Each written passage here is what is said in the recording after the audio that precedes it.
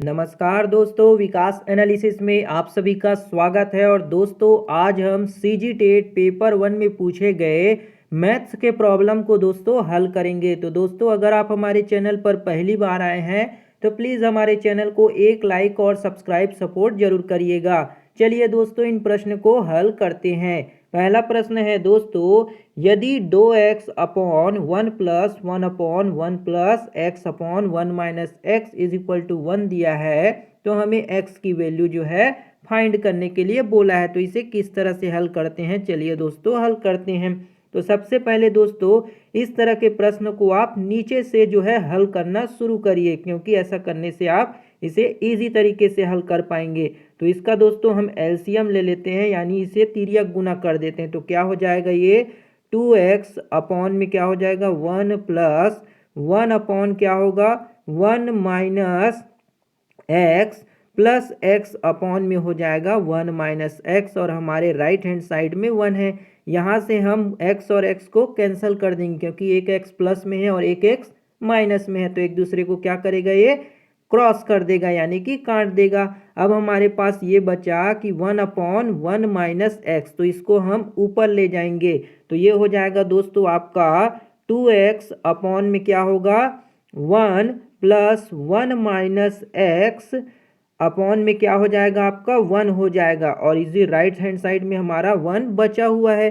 तो इसको हम सिंपली दोस्तों अब हल कर लेंगे। तो ये हो जाएगा आपका, यहाँ पे दोस्तों इसको इधर लिख रहा हूँ मैं, 2x अपॉन में क्या हो जाएगा, ये 1 प्लस 1 क्या होगा 2 minus X is equal to 1। तो ये हो गया दोस्तों, इस तरह से हमें आ गया। दोस्तों आप इसको चाहे तो लिख सकते हैं, मैं इसको इरेज करने वाला क्योंकि दोस्तों यहाँ पे जगह नहीं बचा है, तो आप इसे नोट कर सकते हैं। आगे देखते हैं दोस्तों, हमने लाया था 2x अपॉन में क्या आया 2 minus X is equal to क्या आया 1 आया हमारे राइट हैंड साइड में। अब इसको हम तिर्यक गुना कर देंगे, तो ये हो जाएगा 2x बराबर में क्या होगा 2 माइनस एक्स। अब क्या करेंगे, ये जो माइनस एक्स है उसको हम राइट हैंड साइड में लेकर आएंगे। तो ऐसे राइट हैंड साइड में लेकर आएंगे तो ये 2x है और माइनस का x है, जब इधर आएगा तो क्या हो जाएगा 3x, और बराबर में क्या बच जाएंगे 2 बच जाएंगे। तो इस तरह दोस्तों हम x की वैल्यू निकाल लेंगे 2/3, यानी कि आपका 2/3 जो होगा दोस्तों ये x की वैल्यू होगा, जो कि दोस्तों आपके ऑप्शन नंबर सी में दिया गया है दोस्तों 2/3 करके x की वैल्यू। तो ये हो गया दोस्तों आपका ऑप्शन नंबर सी इसका करेक्ट हो जाएगा। अगला प्रश्न देखते हैं दोस्तों। अगला प्रश्न क्या है कि एक वर्ग के चारों भुजाओं के एक हवाई जहाज 200, 400, 600 और 800 किलोमीटर प्रति घंटा के वेग से उड़ता है, तो उसका उस वर्ग के चारों ओर का औसत वेग क्या होगा। यानी कि दोस्तों आपको एक वर्ग दिया गया है, ऐसा एक वर्ग ले लेते हैं। वर्ग आप सभी जानते होंगे कि वर्ग की सभी भुजाएं क्या होती है, बराबर होती है। तो हमने मान लिया डी डी, और इसी तरह इसकी भुजाएं क्या है डी है, तो सभी भुजाएं बराबर है। अब एक हवाई जहाज है जो कि अलग अलग वेग से क्या कर रहा है, उड़ रहा है, लेकिन डिस्टेंस क्या है उसकी समान है, क्योंकि वो बोल दिया है क्योंकि वर्ग है तो उसकी डिस्टेंस क्या है समान है।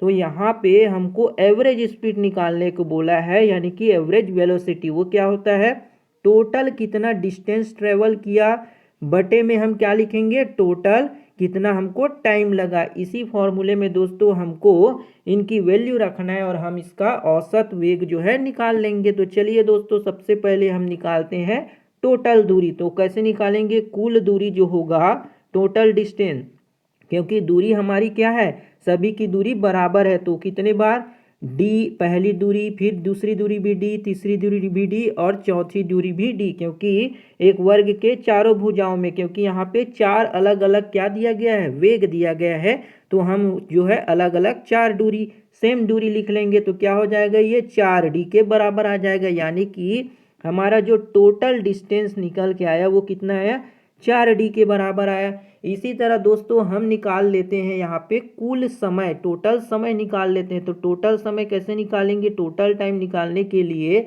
आप सभी जानते होंगे कि टोटल टाइम या फिर टाइम निकालने के लिए क्या होता है फॉर्मूला, डिस्टेंस अपॉन क्या होता है, स्पीड होता है। तो हम डिस्टेंस तो जानते हैं, हमारा डिस्टेंस डी है और पहला जो हवाई जहाज है उसकी चाल कितनी है 200। उसी प्रकार दूसरे की डिस्टेंस है d, लेकिन चाल कितना है 400 किलोमीटर प्रति घंटा। उसी तरह जो तीसरा है उसकी चाल है d, लेकिन वो 600 किलोमीटर प्रति घंटे की चाल से चलता है। और चौथा जो है d दूरी जो है वो 800 किलोमीटर प्रति घंटे की चाल से चलता है। इसी तरह हम इनका क्या कर लेते हैं एलसीएम ले लेते हैं। तो इनका क्या होगा 200, 400, 600 और 800 का एलसीएम क्या हो जाएगा वो आपका 2400 हो जाएगा। ठीक है, अब हम क्या करेंगे इसको डिवाइड कर देंगे 2400 को 200 से तो क्या आएगा 2400 बटे 200 करेंगे तो क्या हो जाएगा आपका ये 12 हो जाएगा। इसी तरह 2400 बटे 400 करेंगे तो क्या होगा ये आपका 6 आ जाएगा। और 2400 बटे 600 करेंगे तो वो क्या होगा आपका वो हो जाएगा 4। और 2400 बटे 800 करेंगे तो वो हो जाएगा हमारा 8 या 24 और हमारा डी बचा हुआ है। तो हमारा टोटल टाइम क्या होगा इनको जोड़ देंगे तो ये 12 6 18 18 और 4 3 7 कितना हो जाएगा 18 7 25 हो जाएगा। ठीक है, तो अब दोस्तों मैं इसको इरेज करने वाला हूँ, आप इसे नोट कर लीजिएगा। तो दोस्तों हमारा जो टोटल टाइम निकल के आया वो कितना आया 25d बटे में कितना निकल के आया 2400 निकल के आया। ये हमारा टोटल टाइम हो गया। और हमने टोटल डिस्टेंस कितना निकाल के लाए थे हमने टोटल डिस्टेंस निकाल के लाया 4d के बराबर। अब हम उस फॉर्मूले में रखेंगे जिसमें एवरेज वेलोसिटी निकालना है। तो एवरेज वेलोसिटी क्या होता है दोस्तों एवरेज वेलोसिटी होता है टोटल डिस्टेंस कितना था बटे में टोटल टाइम हमको कितना लगा। बस इसी फॉर्मूले में दोस्तों हमको रखना है। तो हमारा जो है टोटल डिस्टेंस कितना है 4d आया और टोटल समय कितना लगा हमको 25d बटे में हमारा कितना आया 2400 आया। कितना आया 2400 आया। तो ये d से d क्या होंगे आपस में कैंसल हो जाएंगे और ये 2400 कहाँ चला जाएगा ऊपर चला जाएगा। तो हम देखते हैं कि जो हमारा एवरेज वेलोसिटी है यानी कि औसत वेग है वो 4 इंटू में आया 2400 बटे में कितना था 25 था। अब 25 से इसको डिवाइड कर देंगे तो ये हो जाएगा 25 चौक 100। तो ये हो गया 4 गुणित 24 गुणित 4। तो इसी को बस दोस्तों हल कर लेंगे तो हमारा आंसर आ जाएगा। ये क्या हो जाएगा आपका 24 गुना 4 गुणित 4 16 हो जाएगा। और इसको दोस्तों जब आप हल करेंगे तो क्या आएगा इसका आंसर क्या आएगा दोस्तों अब हल कर लेते हैं। 24 गुना 16 करेंगे तो क्या हो जाएगा 16 चौक 64 का 4 और ये 6 आ गया। 16 दूनी 32 32 और 6 कितना हो जाएगा 38 हो जाएगा। यानी कि आपका जो एवरेज वेलोसिटी होगा वो कितना होगा 384 किलोमीटर प्रति घंटा। तो इस तरह से दोस्तों आप इस प्रश्न को हल कर सकते हैं। उम्मीद है दोस्तों आपको ये वीडियो में ये प्रश्न समझ आया होगा। अगला प्रश्न देखते हैं दोस्तों। अगला प्रश्न क्या है दिया है क्रय मूल्य और विक्रय मूल्य का अनुपात 4:5 दिया गया है।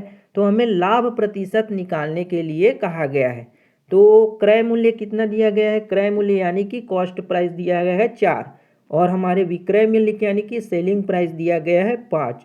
तो हमको लाभ प्रतिशत बोला गया है। तो 4 रुपये में किसी चीज़ को खरीदे और 5 रुपये में बेच दिए तो कितने का लाभ हुआ 1 रुपये का लाभ हुआ। कितने में लाभ हुआ तो 4 रुपये में। और परसेंट पूछा है इसलिए हम 100 से मल्टीप्लाई कर देंगे और 4 25 कितना होता है 100 होता है। यानी कि इसका आंसर कितना होगा 25%, जो कि दोस्तों आपके कोई भी ऑप्शन में नहीं दिया है। तो इसका करेक्ट आंसर हो जाएगा इनमें से कोई भी नहीं, यानी कि ऑप्शन नंबर डी जो होगा दोस्तों इसका करेक्ट हो जाएगा। अगला प्रश्न देखते हैं दोस्तों। अगला प्रश्न क्या है आयताकार क्षेत्र की चौड़ाई उसकी लंबाई का 60% है। यदि उस क्षेत्र का परिमाप 800 मीटर है तो क्षेत्र का क्षेत्रफल जो है वो क्या होगा। आप सभी ने पढ़ा होगा दोस्तों कि जो आयत होता है ना, आयत का क्षेत्रफल क्या होता है आयत का क्षेत्रफल होता है लंबाई गुणित चौड़ाई, है ना। क्या होता है आयत का क्षेत्रफल लंबाई गुणित चौड़ाई होता है ना। तो हम क्या करेंगे यहाँ पर लंबाई ले लेते हैं, मान लिया हमने लंबाई मान लिया 10x इसलिए ले रहा हूँ दोस्तों क्योंकि मुझे कैलकुलेशन करने में आसान पड़ेगा। आगे जो है कैलकुलेशन करना पड़ेगा तो मुझे आसान पड़ेगा, पॉइंट में ना आए बोल के मैं यहाँ पे 10x ले रहा हूँ। और चौड़ाई जो है दोस्तों हम ले लेते हैं, चौड़ाई क्या बोला गया है कि लंबाई का 60% है, तो हमारा लंबाई है 10, उसका कितना है 60%, तो 60% निकाल लेते हैं इसका। तो ये 2 शून्य कट जाएंगे, तो हमारी चौड़ाई कितना निकल के आ गया 6x निकल के आ गया। तो इस तरह से हम देखते हैं कि हमारा लंबाई हमने माना था 10x और चौड़ाई हमारा निकल के आ गया 6x। तो हमारा लंबाई और चौड़ाई का रेशियो जो है हमने निकाल लिया। अब हमको दिया गया है दोस्तों यदि उस क्षेत्र का परिमाप, तो परिमाप कैसे निकालते हैं, किसी भी आयत का वो होता है 2 गुना में करेंगे लंबाई प्लस चौड़ाई का योग होता है। तो 10x और 6x को जोड़ेंगे तो कितना हो जाएगा 16x, बराबर में हमको दिया है 800 मीटर में दिया है। तो बस इसको अब काट दीजिए आप, तो 16 पंचे कितना होता है 80 होता है, और 2 से और जाएगा तो कितना बचेगा ये 25 हो जाएगा। यानी कि आपका x निकल के आ गया 25 मीटर, निकल के आ गया ना 25 मीटर। और हमको पूछा गया है कि उस क्षेत्रफल कितना होगा, तो क्षेत्रफल निकाल लेंगे, x तो हमारा निकल गया। तो हमारा लंबाई कितना था वो था 10x, चौड़ाई कितना था वो था 6x, और हमने x की वैल्यू अभी निकाल के लाया, कितना लाया 25 निकाल के लाया। तो यहाँ से हमारा जो x होगा वो ये लंबाई कितना हो जाएगा 250 मीटर, और चौड़ाई कितना हो जाएगा वो हो जाएगा 25 गुना 6 करेंगे तो कितना होगा दोस्तों 25 छक्के होता है आपका 150, ठीक है 150 हो जाएगा। और अब हमें पूछा है कि उस आयताकार का क्षेत्रफल कितना होगा, यानी कि आयत का क्षेत्रफल, तो वो एरिया जो होता है दोस्तों वो होता है लंबाई गुणित चौड़ाई। तो लंबाई गुणित चौड़ाई कैसे करेंगे 250 गुना करेंगे 150 से, तो इसी को दोस्तों आप हल करेंगे तो ये आपका निकल के आ जाएगा, वो आ जाएगा 37,500 जो है दोस्तों निकल के आ जाएगा। यानी कि ऑप्शन नंबर बी जो होगा दोस्तों आपका करेक्ट हो जाएगा। आप कैलकुलेशन कर लीजिएगा दोस्तों, मल्टीप्लाई करेंगे उसको तो आपका आंसर जो है ये निकल कर आ जाएगा। अगला प्रश्न देखते हैं दोस्तों, अगला प्रश्न क्या है। तो अगला प्रश्न दिया गया है दोस्तों, ये बहुत ही इजी प्रश्न है जो कि एलजेब्रा से दिया गया ये प्रश्न है दोस्तों। तो इसे कैसे हल करते हैं देखिए, यहाँ पे दोस्तों आपको दिया गया है 668 गुना 668 गुना 668 माइनस 328 गुणित माइनस 328 गुणित 328, और नीचे में लिखा गया है 658 658 658 गुना 328 प्लस 328 गुना 328। ये जो है दोस्तों एलजेब्रा का ए क्यू माइनस बी क्यू के फॉर्म जैसा दिख रहा है, जिसमें ए क्यू माइनस बी क्यू का फॉर्मूला क्या होता है ए माइनस बी इंटू में होता है A square plus A B plus में होता है बी स्क्वायर के फॉर्म में होता है। ये जो दोस्तों ऊपर में लिखा है वही यहाँ पे नीचे में लिखा हुआ है। तो इसको दोस्तों हम कैसे हल करेंगे, तो इसके लिए दोस्तों आप जो है यहाँ पे अब फॉर्मूला अप्लाई कर देंगे। कैसे करेंगे, तो ये A cube minus B cube upon में दिया गया है A square upon A B plus B square. तो इसी को दोस्तों आपको हल करना है। तो ए माइनस बी ये क्या होगा ए स्क्वायर ए बी प्लस में हो जाएगा आपका बी स्क्वायर, और नीचे में क्या है आपका A square plus A B plus B square. तो ये और ये आपस में कैंसिल हो जाएंगे, बचा हमारे पास क्या ए माइनस बी, क्या बचा हमारे पास ए माइनस बी बचा। तो बस ए माइनस बी, तो हम ए हमारा क्या है यहाँ पे है 658 माइनस में कर देंगे 328, जब इसको घटाएंगे तो ये कितना आ जाएगा दोस्तों, ये 8 में 8 गया 0 और 5 में 2 गया तो 3 आ जाएगा, और ये 3 यानी कि 330 जो होगा दोस्तों आपका करेक्ट आंसर होगा। ऑप्शन नंबर बी क्या होगा इसका करेक्ट हो जाएगा। तो इस तरह दोस्तों इस प्रश्न को हल किया जा सकता है। अगला प्रश्न देखते हैं दोस्तों, अगला प्रश्न क्या है कि यदि दो संख्याओं का कोई दो संख्या का लघुत्तम समापवर्तक और महत्तम समापवर्तक 250 और 50 है, यदि पहली संख्या को 2 से भाग देने पर भागफल जो है 50 आता है और शेष फल जो है 0 आता है, तो दूसरी संख्या बताइए। तो दूसरी संख्या हमको बताना है।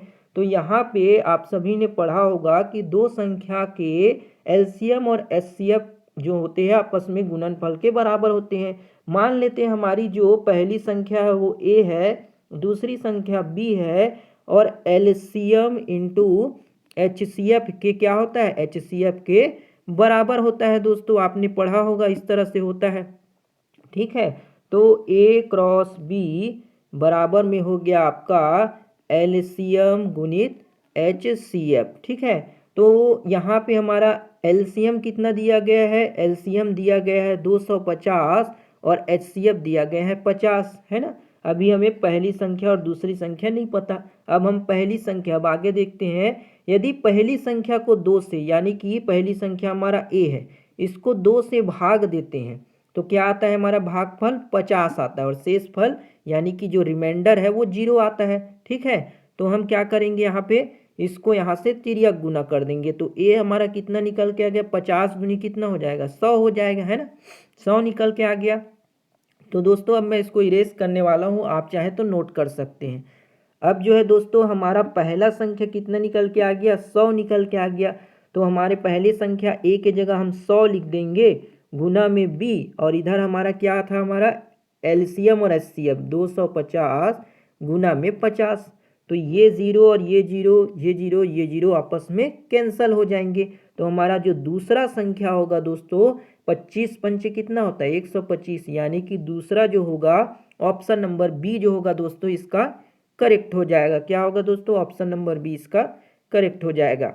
अगला प्रश्न देखते हैं दोस्तों। अगला प्रश्न क्या है, यदि 0.232323 इस तरह से को एक साधारण भिन्न में बदला जाए तो उसका मान क्या होगा। बहुत ही इजी प्रश्न है दोस्तों। इसके जगह कई बार ऐसे भी लिखे रहता है 0.23 के बार में लिखा रहता है, तो इसका आंसर कैसे लिखेंगे। तो ये जितना बार है दोस्तों उतना हमको नीचे में 9 लगा देना होता है, क्योंकि दोस्तों अगर इसको हम प्रूफ करेंगे तो प्रूफ जो है दोस्तों थोड़ा लंबा होता है और आप जो है दोस्तों इसको थोड़े कंफ्यूज हो सकते हैं। तो इसलिए दोस्तों जितना बार लगा है उतना हम नीचे में क्या लगा देंगे, 9 लगा देंगे। क्या लगा देंगे हम, उतना 9 लगा देंगे। तो 23/2 और 3 में दोनों में बार है तो 9 लिख देंगे। तो हमारा ऑप्शन नंबर सी जो होगा दोस्तों इसका क्या हो जाएगा, करेक्ट हो जाएगा। इस तरह से दोस्तों आप हल कर सकते हैं और अपना समय बचा सकते हैं। अगला प्रश्न देखते हैं दोस्तों। ए अपना व्यापार 85,000 रुपये से शुरू करता है और कुछ समय बाद बी उससे 42,500 रुपये के साथ जुड़ता है। यदि वर्ष के अंत में प्राप्त लाभ 3:1 के अनुपात में बांटा गया तो बी कितने समय के लिए जुड़ा था। ये दोस्तों आपको प्रॉफिट उससे पूछा गया पार्टनरशिप का प्रश्न है, जिसमें आपने पढ़ा होगा दोस्तों कि जो प्रॉफिट होता है वो कैपिटल इनटू टाइम के मल्टीप्लाई, यानी कि दोस्तों आपने कितना पूंजी लगाया, कितने समय के लिए लगाया, इससे रिलेटेड एक प्रश्न है। तो दोस्तों ए ने अपना व्यापार शुरू किया, हम यहाँ पे दोस्तों प्रॉफिट लिख लेते हैं। ए ने अपना व्यापार शुरू किया, कितना लगाया, 85,000 रुपया लगाया। कितने समय के लिए, वर्ष के अंत में बोला है, यानी कि 12 महीने के लिए, 1 साल के लिए, ठीक है।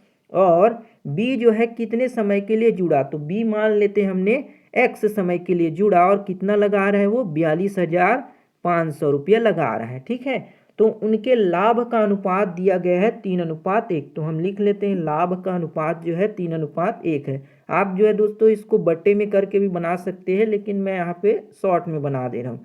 तो अब इसको तिर्यक गुना कर देंगे दोस्तों, ऐसे तिर्यक गुना कर देंगे तो ये आपका क्या हो जाएगा, 3 गुना 42,500 गुना एक्स बराबर में आ जाएगा आपका, ये बराबर में है दोस्तों, बराबर क्या हो जाएगा 85,000 गुना में हो जाएगा आपका 12। अब दोस्तों इसको आपको काटना बस है, फिर जो है जो आपका आंसर जो है निकल कर आ जाएगा। हमें एक्स की वैल्यू फाइंड करना है, तो एक्स बराबर क्या लिखेंगे हम, 85,000 गुना 12 बट्टे में हमारा क्या आ जाएगा 3 गुना 42,500। तो ये 0 0 आपस में कट जाएंगे और ये 3 चौक 12, और दोस्तों क्या होगा, ये इस तरह से दोस्तों एक्स की वैल्यू जो हमारा निकल के आएगा 85,000 85,000 था गुना 12 बटे क्या था हमारा 42500 इंटू में 3 था। बस दोस्तों इसको आपको हल करना है और आपका आंसर जो है निकल के आ जाएगा। तो हमको समय निकालना है दोस्तों, तो आप इसको हल करेंगे तो ये आपका निकल के आ जाएगा दोस्तों 8 महीना जो है निकल के आ जाएगा। आप दोस्तों इसको सॉल्व करेंगे, आंसर आ जाएगा। तो ऑप्शन नंबर ए जो होगा दोस्तों इसका करेक्ट हो जाएगा।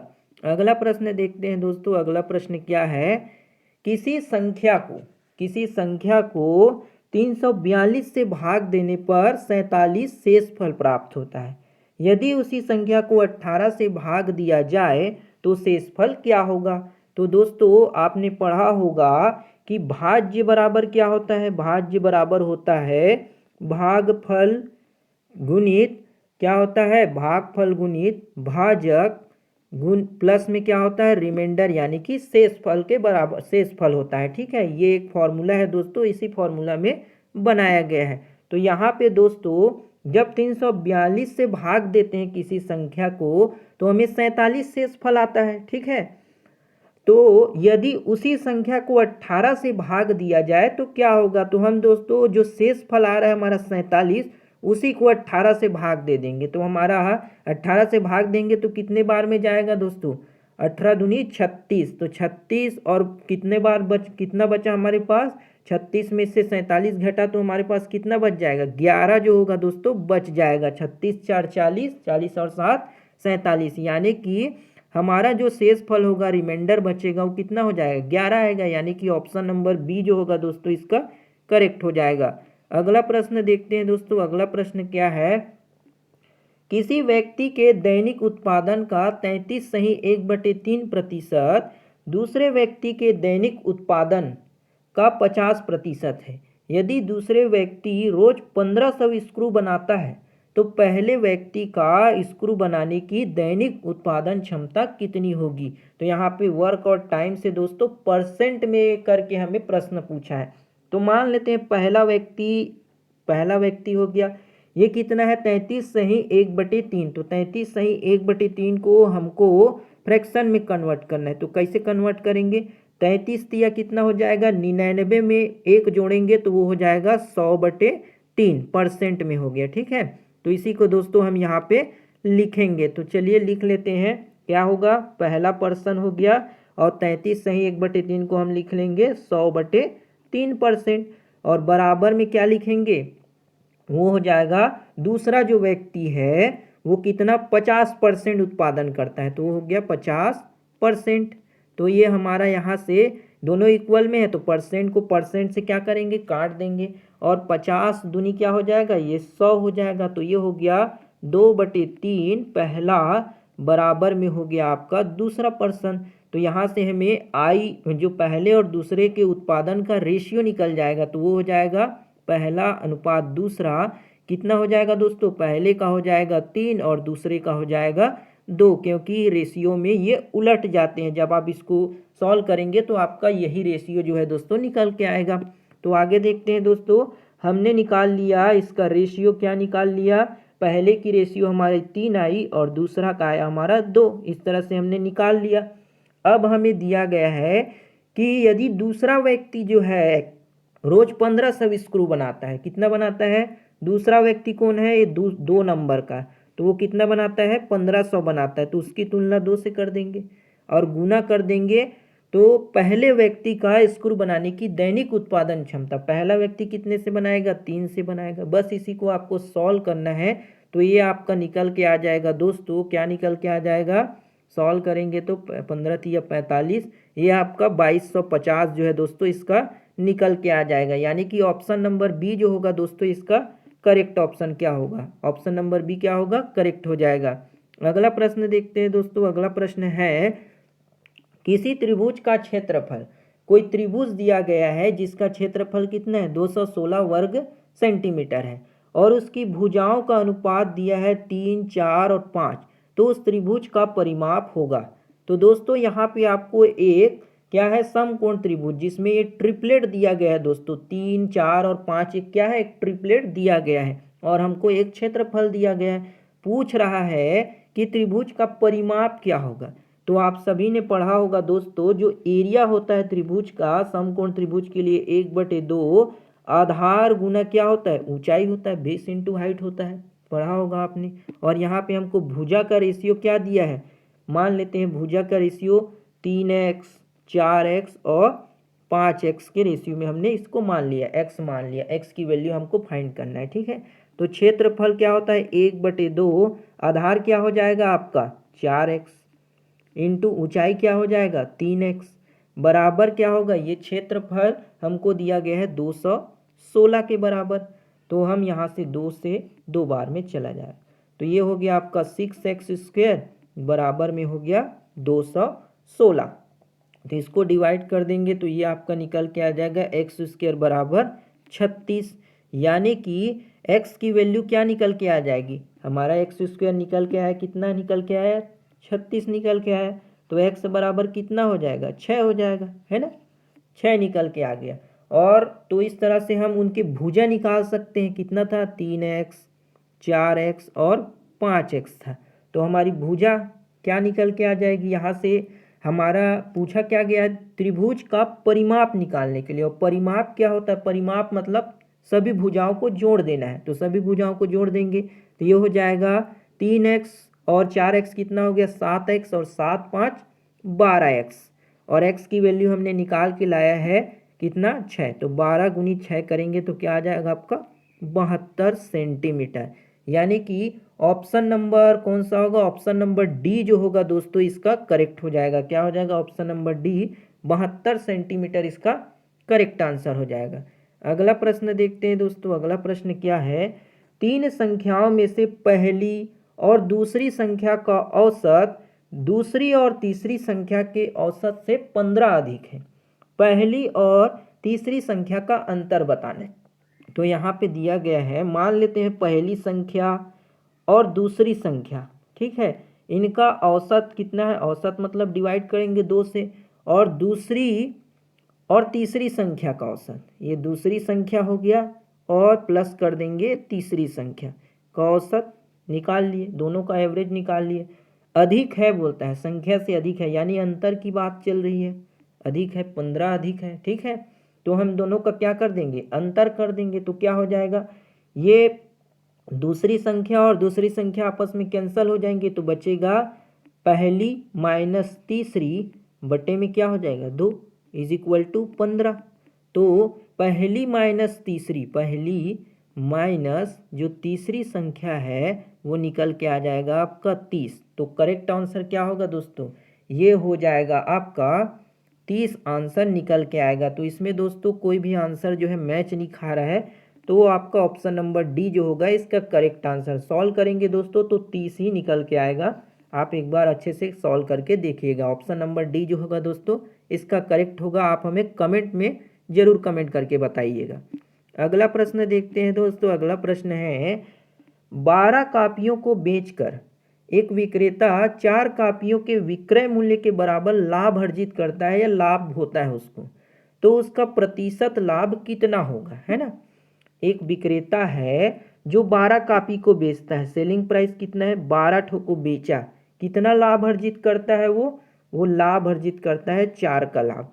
मैंने 12 रुपये में बेचा और 4 रुपये का लाभ कमाता है, तो खरीदा कितने में रहा होगा, खरीदा रहा होगा यानी कि कॉस्ट प्राइस रहा होगा 8 रुपया। 8 में खरीदेगा और 4 रुपये का लाभ कमा रहा है, मतलब 12 रुपये में बेचा होगा ना भाई, तो कितने का लाभ हो रहा है यहाँ से, वो हो रहा है 4 रुपये का लाभ हो रहा है। लेकिन कितने में हो रहा है 8 रुपये में। गुना कर देंगे 100 से, क्योंकि हमें परसेंट पूछा है, 4 दूनी 8 और ये हो जाएगा आपका 50। तो ऑप्शन नंबर जो है दोस्तों ये आपका बी 50% जो होगा करेक्ट आंसर हो जाएगा। क्या होगा आपका 50% इसका करेक्ट ऑप्शन हो जाएगा। अगला प्रश्न देखते हैं दोस्तों। अगला प्रश्न क्या है, किसी एक रकम का 7 साल बाद ब्याज 1750 है। यदि साधारण ब्याज 20% अधिक हो तो कितना अधिक ब्याज उस रकम पर प्राप्त होगा, है ना। इसको कैसे हल करते हैं देखते हैं हल करके। तो यहाँ पे हमको साधारण ब्याज कितना दिया गया है 1750 रुपया, ठीक है, 1750 रुपया दिया गया है। टाइम कितना दिया गया है हमको, टाइम दिया गया है 7 साल 7 ईयर दिया गया है, ठीक है। और ब्याज की दर बोल रहा है, जो बढ़ा हुआ दर है ना, बढ़ी हुई दर कितनी दी है, बढ़ी हुई दर रेट कितना दिया गया है 20% अधिक दिया गया है ना। मान लेते हैं हमारा मूलधन है P, ठीक है, और रेट हमारा कितना है R है, ठीक है। तो इसके लिए हम क्या बनाएंगे, एक फॉर्मूले में अप्लाई करेंगे। आप जानते होंगे साधारण ब्याज बराबर मूलधन दर गुणित समय बटे क्या होता है, 100 होता है। तो यही फॉर्मूले में हम बैठा देते हैं इसको। कैसे रखेंगे, हमारा ये था रेट है ना, ये हमें अननोन है, तो हमने क्या किया 1750 हमारा साधारण ब्याज है, मूलधन नहीं पता, ठीक है, समय हमारे पास 7 वर्ष है, रेट हमारा नहीं पता क्योंकि ये रेट तो हमारा बढ़ा हुआ रेट है ना, तो हमने रेट माना R और हमारा ये 100। तो ये हमारा एक इक्वेशन बन गया, यानी कि एक केस बन गया, पहला केस बन गया, ठीक है। अब दोस्तों मैं इसको इरेज करने वाला हूँ, आप चाहे तो इसे नोट कर सकते हैं। आगे देखते हैं दोस्तों, हमारा जो पहला इक्वेशन क्या था, 1750 बराबर में क्या आया था, वो P था मूलधन 7 साल के लिए, R% था, ठीक है, ये पहला इक्वेशन था। अब दूसरा केस क्या है कि R 20% की वृद्धि हो जाती है समय रेट में, है ना, तो हमारा साधारण ब्याज क्या होगा, वो हो जाएगा, मूलधन तो हमें नहीं पता P है, 7 साल के लिए था, लेकिन रेट में कितने की परसेंट की बढ़ोतरी, 20% की वृद्धि हो रही है, ठीक है, बटे में 100। तो यहाँ पे हमारा ये दूसरा इक्वेशन और पहला इक्वेशन। तो दोस्तों ये जो प्रश्न है उसे हम जो है सॉल्व नहीं कर पाएंगे। क्यों नहीं कर पाएंगे, क्योंकि यहाँ पर जो है 3 वेरिएबल है, 1 2 और 3 वेरिएबल है और इक्वेशन हमारे पास 2 ही है। तो इस तरह के प्रश्न को दोस्तों हम हल नहीं कर पाएंगे। या तो हमको मूलधन पता होना चाहिए, या तो हमको दोस्तों साधारण ब्याज पता होना चाहिए, है ना। तो इसको हम हल नहीं कर पाएंगे, जो डेटा है वो सफिशियंट नहीं है। तो ऑप्शन नंबर सी होगा दोस्तों इसका करेक्ट ऑप्शन हो जाएगा। क्या होगा, ऑप्शन नंबर सी इसका करेक्ट ऑप्शन हो जाएगा। अगला प्रश्न देखते हैं दोस्तों, अगला प्रश्न क्या दिया है। अगला प्रश्न है 24 मीटर लंबी, 8 मीटर चौड़ी और जो है दोस्तों 60 मीटर मोटी, ठीक है, 60 मीटर क्या है, मोटी दीवार बनाने के लिए 24 सेंटीमीटर, 12 सेंटीमीटर, 8 सेंटीमीटर नाप की कितने ईंटें जो है लगेगी यदि दीवार का 10% हिस्सा मसाले से भरा हो। कितना है, 10% हिस्सा जो है मसाले से भरा हो। तो दोस्तों आप जानते होंगे कि यहाँ पे क्या बोला गया है, दीवार बनाने के लिए, है ना। तो आप जानते होंगे दोस्तों कि घनाभ का जो आयतन होता है वो क्या होता है, वॉल्यूम क्या होता है, वो होता है लंबाई गुणित चौड़ाई गुणित ऊंचाई के बराबर होता है ना। तो यहाँ पे क्या क्या दिया है, लंबाई दिया है आपको 24 मीटर में दिया है ना, मीटर में। चौड़ाई कितना दिया गया है, वो 8 मीटर में दिया गया है। और ऊंचाई दिया गया है यानी कि मोटाई दिया गया है 60 सेंटीमीटर में दिया गया है ना, ध्यान रखिएगा सेंटीमीटर में दिया गया है, ठीक है। अब दोस्तों आगे देखते हैं और देखते हैं क्या दिया गया है। सेंटीमीटर नाप की ईंट लगेगी, कितना है, 24, 12 और 8 सेंटीमीटर की क्या लगेगी, हमको ईंट लगेगी। और यदि दीवार का 10% हिस्सा जो है मसाले से भरा है, 10% हिस्सा जो है मसाले से भरा है, इसका मतलब ये होगा दोस्तों कि 90% जो है वो ईंट से बना होगा, है ना। 90% क्या होगा, ईंट से बना होगा। तो 90% हिस्सा जो है ईंट से बना है। तो अब हम क्या पूछा है हमको कि कितने ईंटें लगेगी, हमको कितना ईंटा लगेगा इसके बारे में पूछा है। तो घनाभ का आयतन जो होता है यानी कि दीवार का आयतन, है ना, हमको दीवार का आयतन, दीवार का जो होगा आयतन, है ना, ये दीवार का आयतन बराबर हो जाएगा, क्या हो जाएगा, ईंटों की संख्या, कितने ईंटें लगी है ना, ईंटों की संख्या गुना कर देंगे किससे, ईंटों के आयतन से। ईंट का भी तो आयतन है ना, ईंट का आयतन, ईंट का आयतन। बस दोस्तों आपको इसी में उसकी वैल्यू को बिठाना है और सॉल्व करेंगे तो हमारा जो है ईंटों की संख्या जो है निकल के आ जाएगा। क्या है, दीवार का आयतन निकालना है, दीवार का आयतन क्या हो जाएगा, वो घनाभ का आयतन बराबर में दिया है ईंटों की संख्या, हमको ईंटों की संख्या निकालनी है ना, यही अननोन है, और गुना हो जाएगा ईंट का आयतन। ईंट का आयतन हमको दिया गया, हम यहाँ से निकाल लेंगे। तो चलिए दोस्तों इस फॉर्मूले में इसको बिठाते हैं। तो दीवार का आयतन, दीवार का आयतन यानी कि ये हम घनाभ के बारे में पूछा गया है, तो 24 मीटर में दिया है ना, 24 मीटर, 8 मीटर इंटू में दिया गया है 60 सेंटीमीटर में, क्या दिया गया है 60 सेंटीमीटर में, है ना, गुना जो है 10% हिस्सा तो मसाले से भरा है, तो 90% हिस्सा क्या होगा, 90% जो हिस्सा है वो हमारा किससे बना होगा, ईंट से बना होगा। अब मान लेते हैं दोस्तों हमको ईंटों की संख्या निकालना है, तो ईंटों की संख्या को हमने x मान लिया, ठीक है। और ईंट का आयतन क्या हो जाएगा, ईंट का आयतन दिया गया है 24 सेंटीमीटर गुना में 12 सेंटीमीटर गुना में 8 सेंटीमीटर, ठीक है। ये जो है दोस्तों पहला जो है ये मीटर में है, ये भी मीटर में है और ये सेंटीमीटर में है ना, ध्यान रखिएगा प्रश्न में दिया गया है। तो इसको हमको कन्वर्ट करना पड़ेगा। 1 मीटर बराबर कितना होता है, 100 सेंटीमीटर होता है ना। 1 मीटर बराबर 100 सेंटीमीटर, तो 24 मीटर बराबर कितना हो जाएगा, 2400 सेंटीमीटर। 8 मीटर बराबर कितना होगा, 800 सेंटीमीटर। तो उसी तरह हम यहाँ पे इसको वैल्यू पुट करने वाले हैं। तो आगे देखते हैं दोस्तों, इसको मैं इरेज करने वाला हूँ। चलिए आगे देखते हैं, कितना था 24 मीटर, तो 24 मीटर को हम सेंटीमीटर में करेंगे तो ये 2400 सेंटीमीटर। 8 मीटर है तो उसको सेंटीमीटर में कन्वर्ट करेंगे तो 800 सेंटीमीटर गुना हमारा कितना हो जाएगा 60, तो सेंटीमीटर में ही है, ठीक है। 60 को हम कुछ नहीं करेंगे और 90% में करेंगे तो नीचे में 100 लिखना पड़ेगा। बराबर हमारी ईंटों की संख्या कितनी है, x है। ईंट का आयतन कितना निकाले थे 24 गुना में कितना था 12 और गुना में 8 सेंटीमीटर, ठीक है। बस इसको अब हल कर लेंगे। ये आपका 24 है ना, तो क्या हो जाएगा ये आपका, ये 2 शून्य 1 शून्य शून्य कैंसिल हो जाएंगे आपके, ठीक है। 12 ये 24 और ये 24 क्या होंगे, कैंसिल हो जाएंगे। 6 दूना क्या हो जाएगा आपका 12 हो जाएगा। ये 8 से 8 कैंसिल हो जाएंगे, ठीक है। तो यहाँ पे कितना बचा आपका, ये 0 बचे आपके, ठीक है। ये जो 0 0 ख़त्म हो गए, ये 0 गुना में 9 और क्या बचा दोस्तों आपका, और क्या बचा, और